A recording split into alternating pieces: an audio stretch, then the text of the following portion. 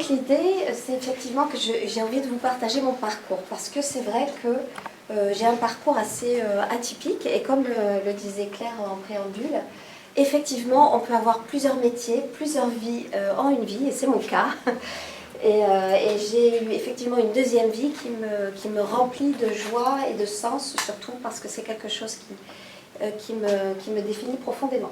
Donc cette deuxième vie, donc j'ai une première vie professionnelle, et puis j'ai une deuxième vie professionnelle, et la place de l'intuition dans cette deuxième vie professionnelle est centrale, puisque en fait je suis passée d'une carrière de journaliste à complètement autre chose, c'est-à-dire à effectivement être psychothérapeute, thérapeute, et aussi et surtout auteur donc spécialisé en développement personnel et en intuition. Donc j'ai un parcours hyper classique. Alors moi j'ai fait un bac BA à l'époque, on disait, un bac économie. Et puis après, je ne savais pas trop quoi faire dans la vie. J'étais un peu, voilà, qu'est-ce que je vais faire, quel métier? J'avais mais aucune idée. Et donc je me suis dit, je vais m'orienter vers quelque chose de général. Donc je suis allée à la fac et j'ai fait des études d'AES. Je ne sais pas si certains connaissent, Administration économique et sociale. C'est une filière pluridisciplinaire en économie, en droit, en gestion.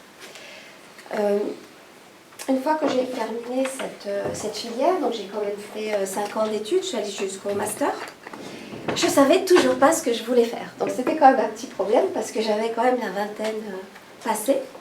Et donc un jour, je me suis posée et je me suis dit, bon, Isabelle, qu'est-ce qui te plaît dans la vie, qu'est-ce que tu aimes? Qu'est-ce que tu aimes vraiment le plus? Et je me suis dit à ce moment-là, ce qui me caractérisait le plus, c'est que j'étais curieuse des autres et du monde.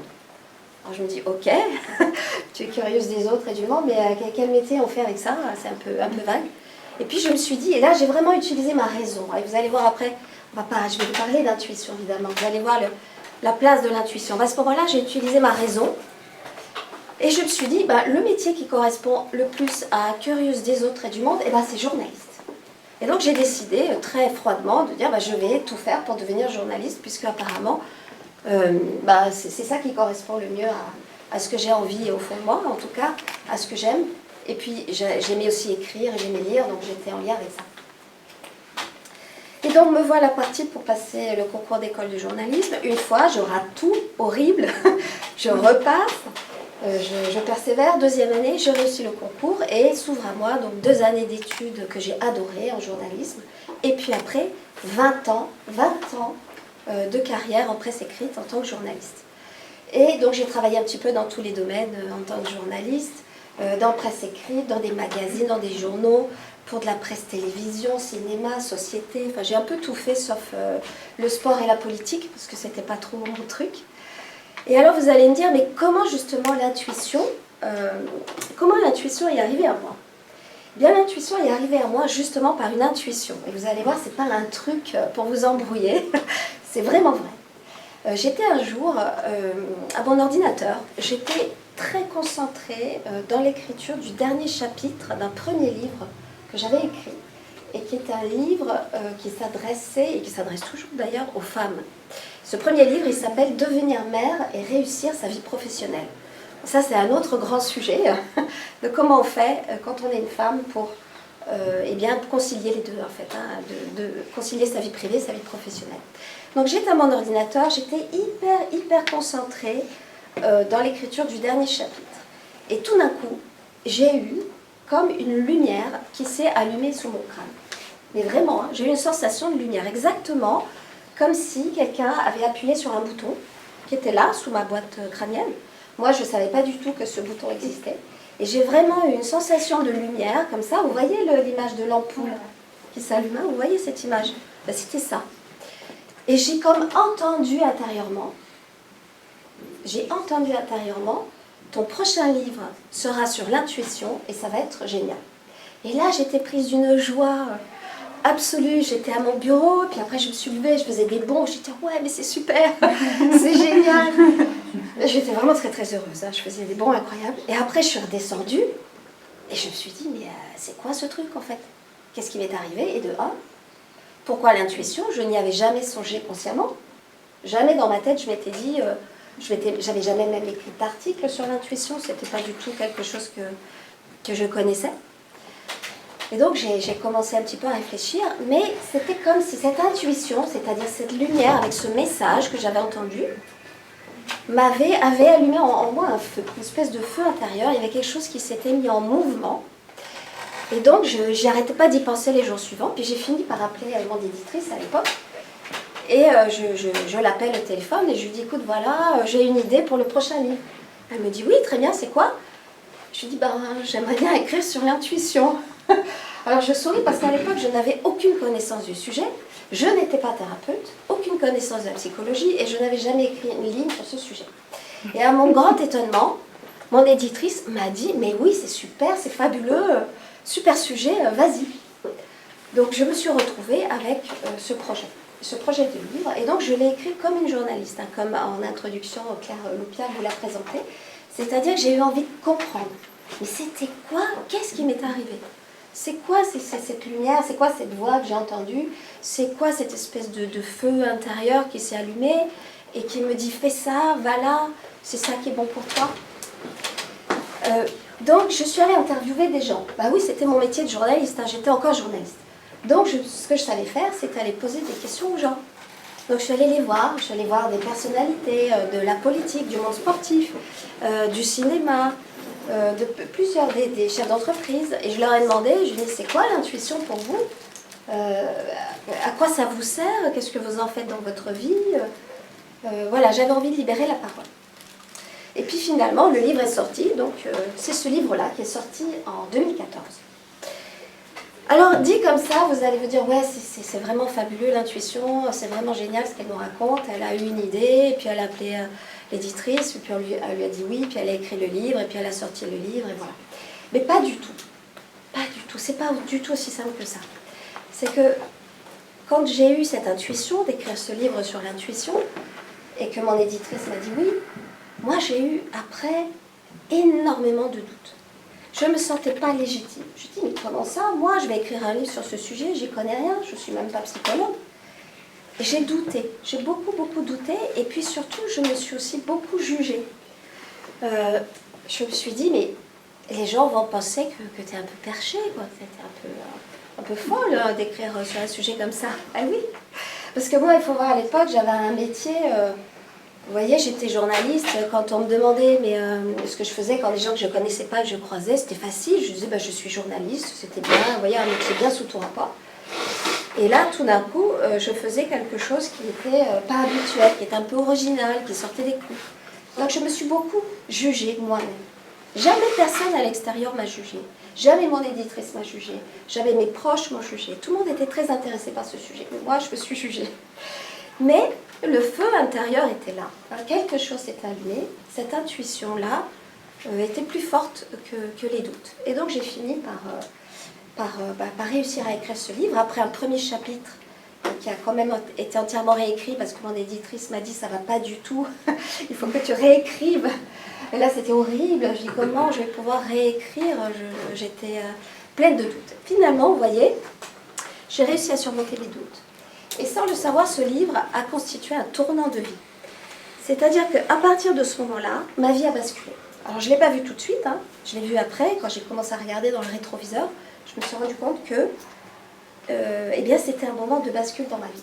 Et donc petit à petit, j'ai créé un site qui s'appelle Histoire d'intuition. D'ailleurs, si le sujet vous intéresse, vous pourrez aller voir ce site, hein, histoiredintuition.com. J'ai commencé à écrire des articles sur ce sujet qui ont été partagés, beaucoup lus. Ensuite, des gens sont venus me voir, ils m'ont dit Isabelle, c'est bien ton livre, mais est-ce que tu pourrais nous apprendre à savoir comment on fait pour avoir plus d'intuition, pour mieux écouter cette petite voix, pour qu'elle puisse nous aussi nous guider? Alors moi j'étais embêtée, au début on me demande des ateliers pratiques, mais je ne savais pas trop comment faire, alors j'ai improvisé. J'ai créé ce qui me venait, spontanément, instinctivement, intuitivement. Donc j'ai commencé à proposer des stages, des ateliers, et puis ensuite j'ai écrit d'autres livres. Et ensuite je suis devenue thérapeute, psychothérapeute, parce que dans la continuité, j'avais envie vraiment d'aller dans un métier beaucoup plus profond, beaucoup plus humain, beaucoup plus proche des gens. Et quand je vous dis intuition, quels sont les mots qui vous viennent? Laissez venir les mots. Comment? L'instinct. Instinct. Hasard. Naturel. Naturel.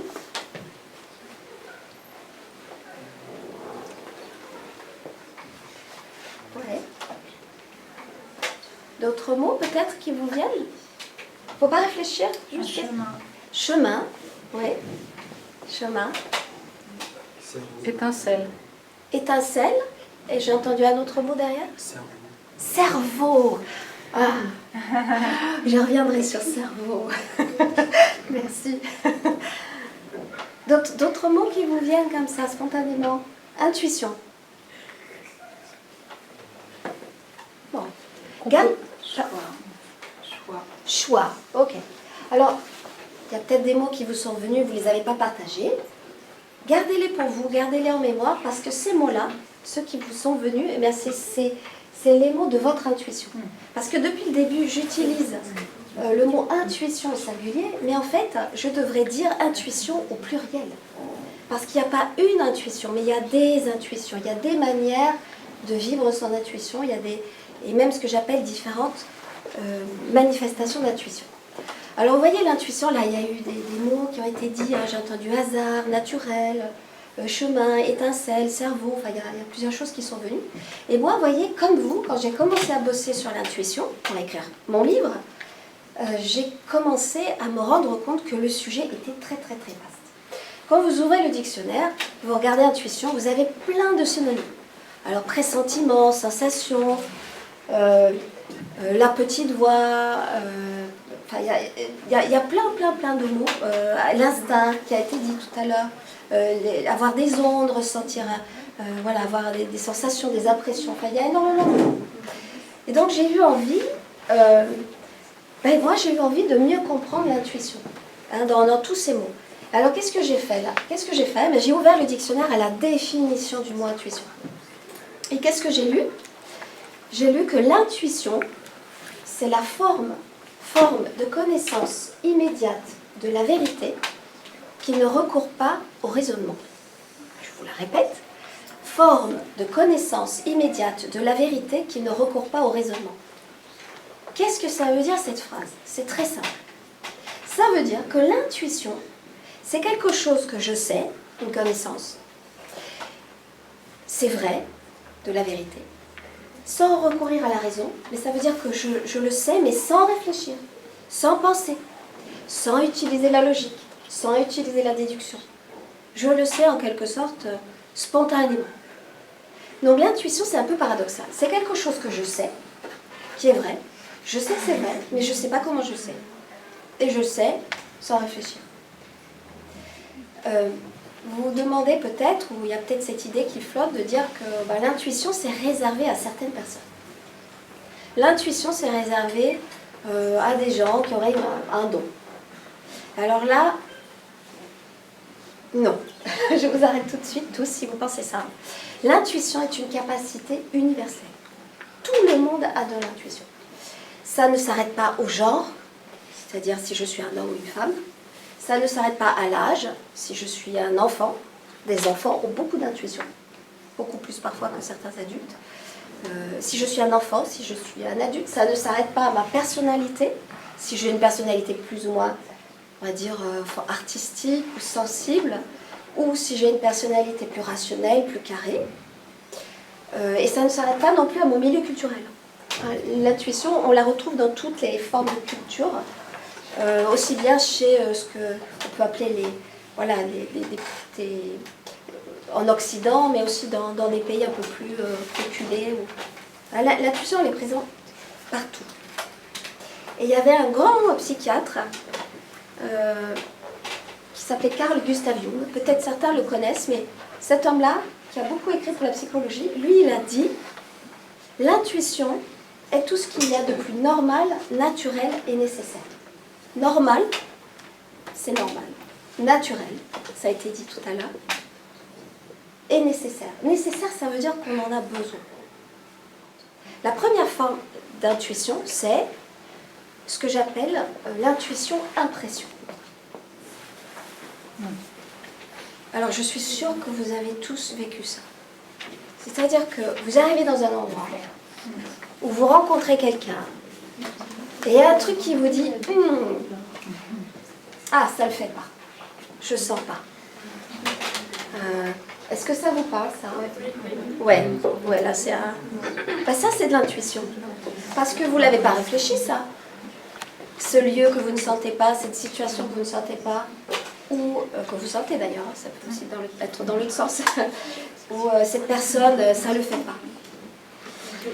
Donc ça c'est une forme d'intuition.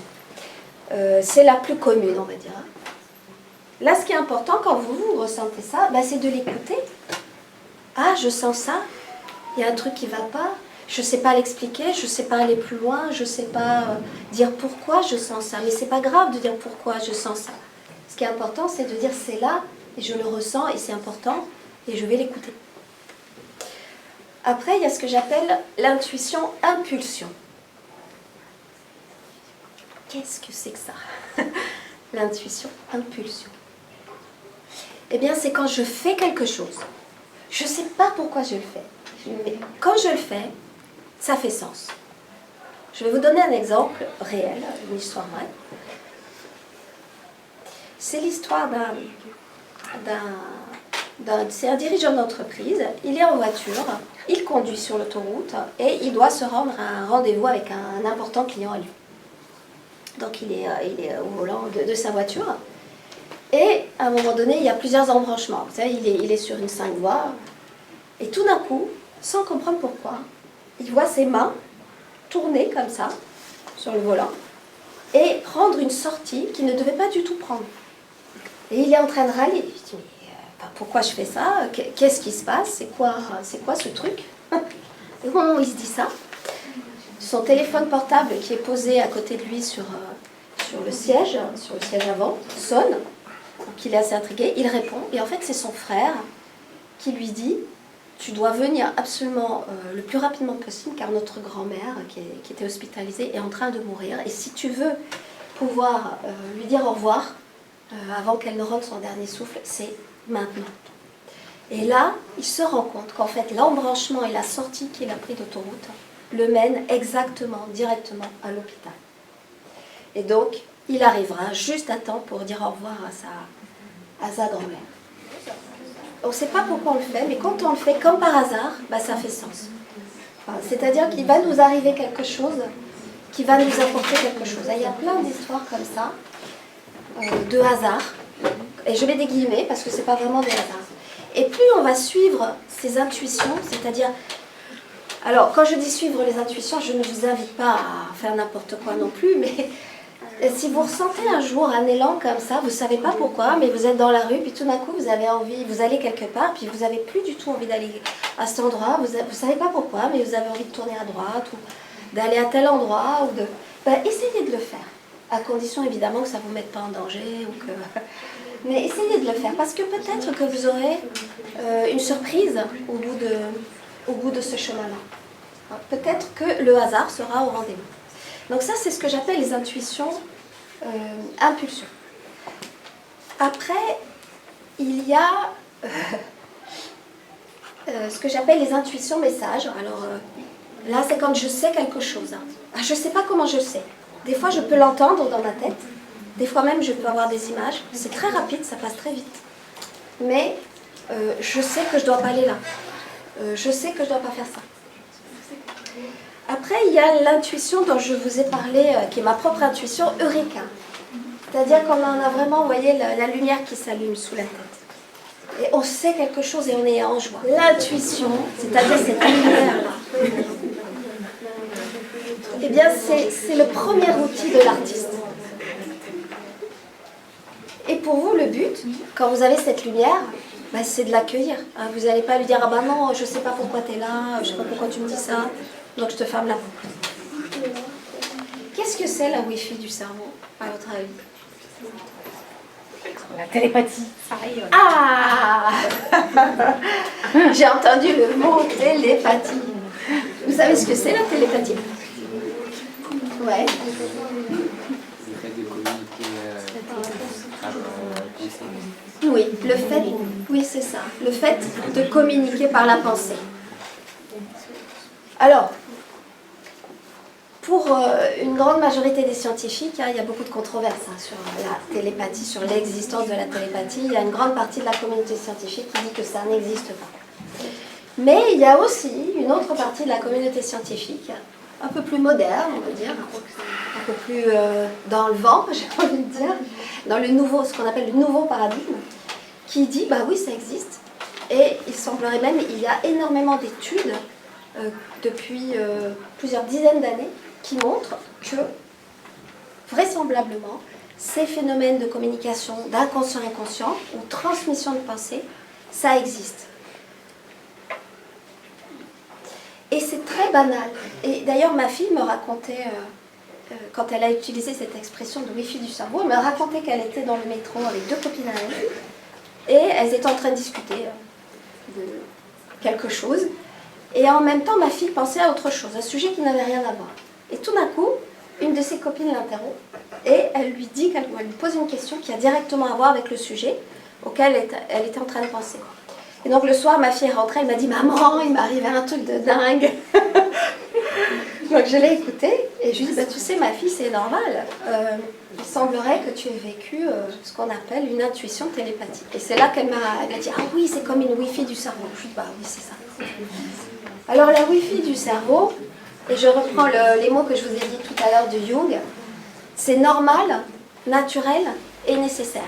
C'est-à-dire que si un jour vous avez vécu ça, ou si un jour vous vivez ça, eh bien sachez que malheureusement vous n'êtes pas exceptionnel et que heureusement vous êtes humain, c'est-à-dire que c'est une faculté certainement très ancienne que l'on avait de manière peut-être instinctive quand on était encore des chasseurs-cueilleurs aux anciens temps de la préhistoire et qu'on avait cette capacité, quand la parole n'existait pas, peut-être d'avoir ces facultés de communication intuitive.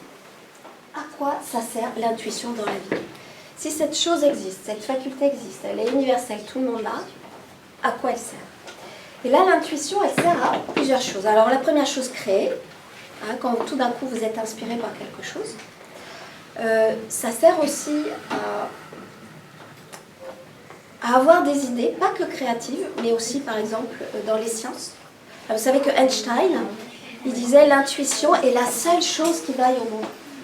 Et lui, il était très intuitif. Donc, les grands scientifiques, en fait, et les grands mathématiciens, ils ont d'abord l'intuition et ensuite ils vérifient.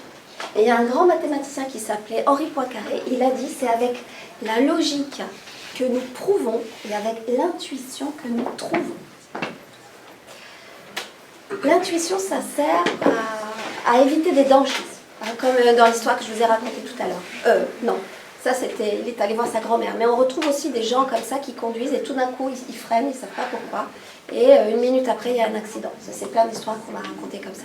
Donc l'intuition, quand on va écouter ce truc-là à l'intérieur, ça peut nous permettre d'éviter des dangers.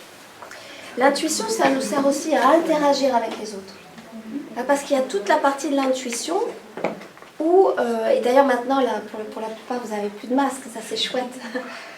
Parce que dans les visages, on lit une quantité de choses, et dans l'ensemble du visage, il y a ce qu'on appelle des micro-expressions. Vous voyez, des petits mouvements qui fait que, par exemple, le matin, vous arrivez, puis vous avez un copain à vous, puis vous dites « Salut, ça va ?»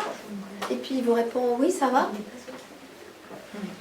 Ouais, voilà, on dit « Alors j'ai un peu exagéré, mais des fois c'est plus fin que ça. Et ça, c'est quand il y a une différence, on appelle ça, le mot savant, c'est un hiatus. C'est-à-dire quand il y a une différence entre ce que la personne vous dit et ce que vous percevez de son langage corporel, c'est-à-dire de comment est son corps. Et donc ça, c'est l'intuition qui vous dit ça. C'est l'intuition qui vous dit ça.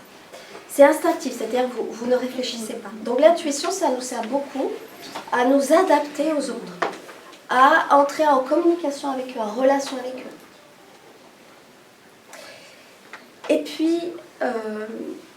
Et puis surtout, ce à quoi sert l'intuition, et là c'est vraiment ça que j'aimerais vous transmettre aujourd'hui, c'est que l'intuition, ça nous sert à prendre des bonnes décisions, à prendre des décisions, mais ça nous sert surtout à oser aller dans la direction qui nous appelle. C'est-à-dire que l'intuition, c'est cette voix à l'intérieur qui vous dit j'ai envie d'aller là, c'est ça que je veux faire. c'est là que je me sens bien. Et donc c'est hyper important de l'écouter, surtout là, dans cette période de vie dans laquelle vous êtes. Vous êtes à la fin de l'adolescence, déjà un peu des jeunes adultes, enfin vous êtes, le monde, la vie est là devant vous. Donc écoutez, c'est très important d'écouter cette chose, cet appel intuitif en vous, cette petite voix en vous qui sait quelque chose. Et cette petite voix parfois qui va à l'encontre de ce que voudraient vos parents, de ce que voudraient vos copains, de ce que la société attend de vous. Mais vous, c'est à l'intérieur, vous avez ce feu, vous sentez ça. Donc ça, l'intuition, c'est vraiment oser, c'est ce qui nous permet d'oser suivre notre voie, d'oser suivre notre destinée, sentir ce qui est juste, se faire confiance. Et j'aimerais vous partager dans cette idée quelques phrases qui ont été prononcées par Steve Jobs. Est-ce que vous voyez qui c'est, Steve Jobs? Ouais.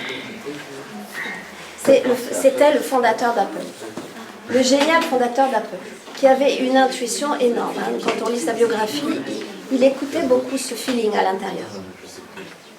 Et en fait, Steve Jobs, il est mort d'un cancer du pancréas, assez jeune. Et en 2005, il a donné un discours à Stanford, qui est une grande université aux États-Unis. Et il était malade en fait.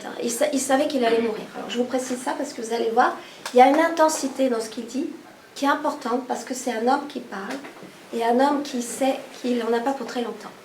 Et voici ce qu'il a dit aux étudiants de Stanford. Enfin, je vous dis quelques phrases, mais le discours est beaucoup plus. Votre temps est limité. Alors, ne le gaspillez pas en vivant la vie de quelqu'un d'autre. Ne laissez pas le bruit de l'opinion des autres étouffer votre voix intérieure.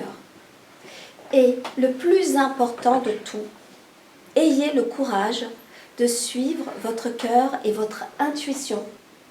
Ils savent déjà ce que vous voulez vraiment devenir. Tout le reste est secondaire.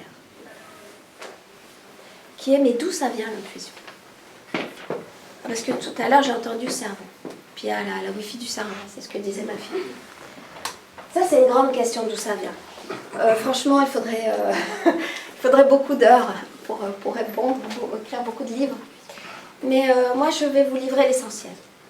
Parce que c'est aussi, et c'est ma manière d'approcher l'intuition, c'est de dire qu'il y a tout un prisme dans l'intuition. C'est-à-dire que c'est quelque chose qui balaye à la fois la philosophie, qui balaye à la fois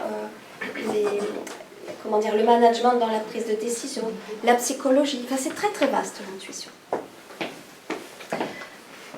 Donc, d'où ça vient? Il y a deux grandes approches. Il y a une première approche qui est rationnelle. L'intuition, c'est pas compliqué, voyons voir, ça vient du cerveau. Ah oui, on a des super neurones. On a des capacités neuronales, c'est-à-dire le cerveau est doué de super capacités comme un super ordinateur. Donc il engrange plein de données au cours de notre vie. Et ensuite, il est capable de faire des liens, des connexions. Et sans qu'on ait besoin de réfléchir, bam, il va nous donner une idée, une inspiration, une intuition, un élan créatif peut-être pour vous. Il y a aussi des neurones particuliers qu'on appelle les neurones miroirs, qui sont des neurones qui pourraient expliquer l'empathie. Et puis vous vous doutez bien que s'il y a une approche rationnelle, il y a une approche qui est irrationnelle. Ouais. Alors celle-là, on a beaucoup plus de mal à en parler, parce qu'elle est taboue, ça fait un peu peur, oula, on se dit où on va, etc. Donc il y a beaucoup de scientifiques qui ne veulent pas y aller, mais il y a aussi beaucoup de scientifiques qui y vont. Cette intuition irrationnelle, eh bien, c'est par exemple celle qui pourrait inclure ce qu'on disait tout à l'heure, la télépathie, la wifi du cerveau. C'est-à-dire, c'est des manifestations d'intuition qu'aujourd'hui on n'explique pas. Qui pourraient peut-être impliquer des phénomènes quantiques, de physique quantique. On ne sait pas. Pour l'instant, on ne sait pas, mais en tout cas, ce qu'on sait, c'est que c'est là. Et ce n'est pas parce qu'on ne peut pas l'expliquer que ça n'existe pas. Et puis, dans cette approche irrationnelle, il y a une approche plus philosophique et plus spirituelle surtout.